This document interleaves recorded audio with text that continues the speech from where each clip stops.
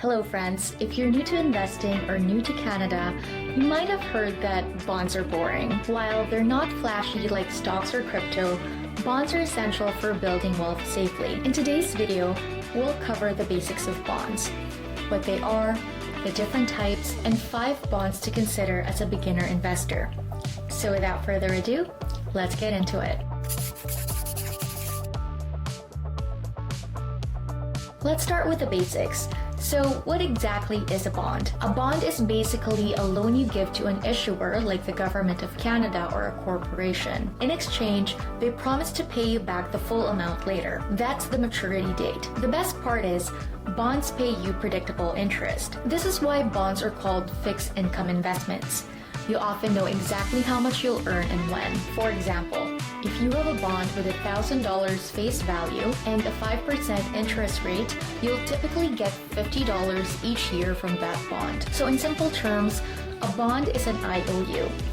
You are the lender, and the government or company is the borrower. You earn interest for lending them money, and later they pay you back the full amount. Now that we know what a bond is, let's look at the 2 main types of bonds you'll encounter: government bonds and corporate bonds. Government bonds are widely seen as the safest type of bond because they're backed by the government's ability to tax and print money. In fact, Government of Canada bonds are considered high quality and very secure. It's like lending money to a friend who always pays you back. The next type are corporate bonds.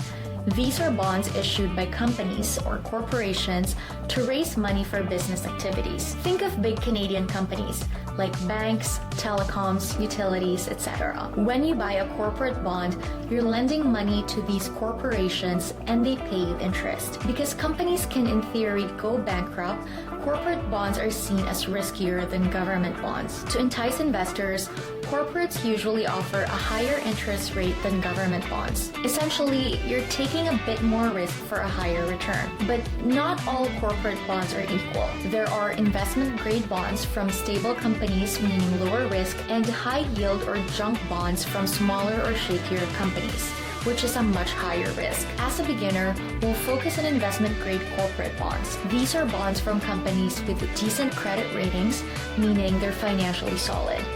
The key point is, government bonds equals lower risk, usually lower interest, while corporate bonds equals higher interest but a bit higher risk. If you're in Canada and you're just starting out with bonds, here are 5 examples, a mix of government and corporate bonds, to give you an idea of what's out there. First is the Government of Canada 5-year bond. This is the gold standard of safety. It's AAA rated, meaning it's considered top-notch in terms of reliability. You lend them money and they pay you fixed interest every 6 months.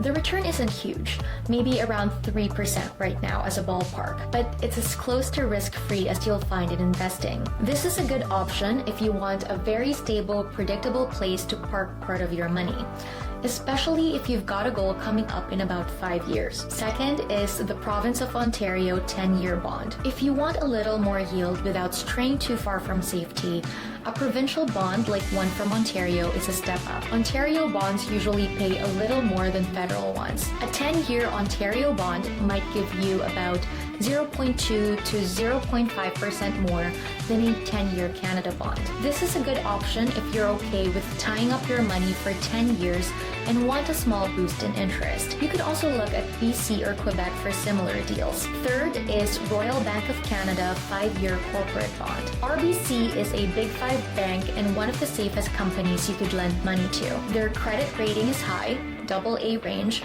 so the odds of default are extremely low. A 5-year RBC bond will likely pay more than a Government of Canada bond, maybe 4 to 5% right now. That's because banks, while solid, aren't as bulletproof as the government, so they offer a bit more return to investors. This is a good option if you want to try corporate bonds but keep risk low. Bonds from top-tier banks like RBC or TD are a good place to start.